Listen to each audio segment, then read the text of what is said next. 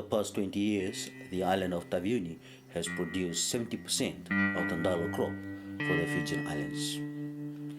Today, though, many of the ndalo trucks are half empty. The use of the wrong chemical fertilizers and deforestation has taken its toll. Due to its depleted soils, roughly half of all ndalo crops are found to be rotten. This leads farmers to clear more land through the use of harsh herbicides that further deplete the island soil and cause erosion and deforestation. Yet in places, the wild forest can still be seen. Here, the continual shedding of leaves produces a rich organic soil. It is these natural processes that Tei Tei Taveuni hopes to restore by transitioning farmers to organic manures. Before we use chemicals, but at that time we saw the thing good. When you have a big patch of ndalo, you can just clean the thing within 1 hour by just spraying yourself. But now, till in this block here, I have almost 15 years in this block here, and the fertility of the soil, I know, really dropped very quickly. The more we add on fertilizers, the less we get. So more expenses and less return.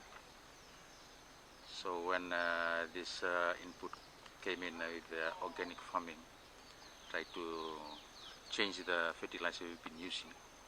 We've been using it for since 2 years now. We found a big difference. So that's why I'm really going after this kind of farming, organic farming.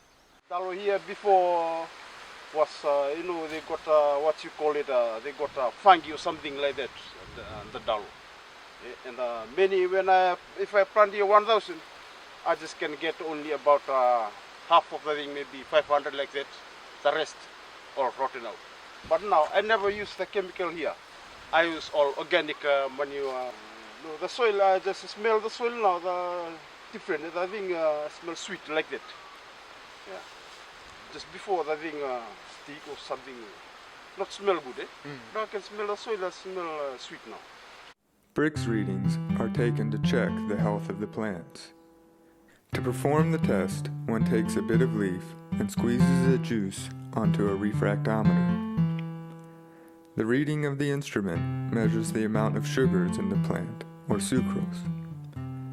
The healthy plants grown with Tei Tei Taveuni's organic manures consistently show higher readings. So since you don't use sprays, Mattia, what do you use to control the weeds? I use my brush cutter. If it's gonna bad weather, rain like that, I just weed with a knife. Use the knife. We are doing compost farming. It's for the first time here. So the idea is very new to us. It's quite an effective way of planting and a better way of using our land, because normally we would look for bigger spaces to transfer gardening. Whereas in this way, we can keep planting in the same area, but just keep changing and feeding the compost pots. And that's one of the biggest advantages that we have discovered in this compost farming. Dalo kezengo, fish mills tengo, dana urea dan konasara. Liu kasi sindo tei bonongo, the tei sindo mbula sa kilanga sa bonongo sangkase. Gosangke zakapa trail go sa kila dalongo sa mbula. Bagina kam kito malangi bang takanga bonongo fish mill. Dana rada gosa bochu ko bonongo me tei kale. Gay trail go dotan herto ah. Dora lain chuko sana sini bamani wasa mbula za. Kena ko pamani sa fish mill sa dotan ni nanambula.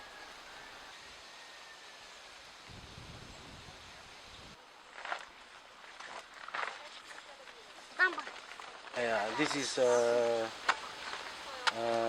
4 months Fiji. Before I used to pull 6 to 7 months. but now I use the fish meal. Fish meal. That fertilizer, the fish meal. Fish It's a bit meal. different now. Different now. Before it's not so big, Yeah. like this one. I have to wait for 6 to 7 months, then I can get this size. Before we using NPK, but we find it's harm our soil. We find that we better switch back to our grandparents' method. They never using chemicals, but now we are using chemicals, which is harm all the biology in the soils and the soil texture too. We are still on trial now. What we are going to see now, we are still on trial. And we are going to move on to large scale vegetable and fruit trees farming later on. That's what we are doing. And the important thing is the re-fertilization of the soil.